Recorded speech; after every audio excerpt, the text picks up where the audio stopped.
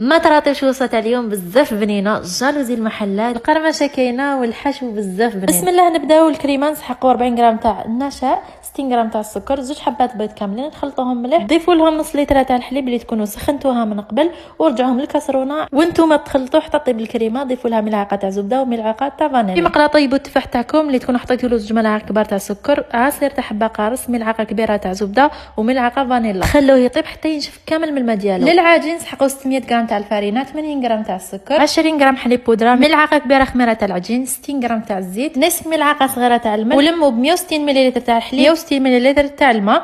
ادلكوها شويه وخلوها تخمر في بول اللي يكون مدهون بالزيت. بعد ما تخمر حلوها بشكل مستطيل، رابيو لها 250 غرام زبده التوريق اللي تكون بارده، اغلقوها مليح باش ما تخرجش الزبده ورجعوها بشكل طولي. كملوا حلوها وطوها بهذا الشكل تاع 3 طويات. في كل مره عاونوا بالفرينه ونفضوا الزيت كي تجوا تغلقوا، وكرروا العمليه هذه 4 مرات. رجعوها بشكل طولي ورشوا الفرينه، وفي كل مره نحوا الزيت كي تجوا تغلقوا. بعد ما تكملوا اقسموها على النص وشوفوا التوريق. نصف العجين حلوه بشكل 2 مستطيلات وحطوه في البلاط. حطوا عليه الحشو الكريمه والتفاح اللي يكون برد، وجيبوا النص الثاني حطوها على تنين وقسموا هذه القسمات تاع 1 سنتيمتر. حطوها فوق العجينه الاولى بعد ما تكونوا دهنتوا الاطراف بصفار البيض وشويه حليب. طاو الاطراف وتحفوهم، وتقدروا ديروا لهم هذا الديكور. خلوها تخمر، وبعد ما تخمر دهنوها بصفار البيض والحليب يكون قاعد لكم. دخلوها طيب في فرن مسخن من قبل على اقصى درجه وبصح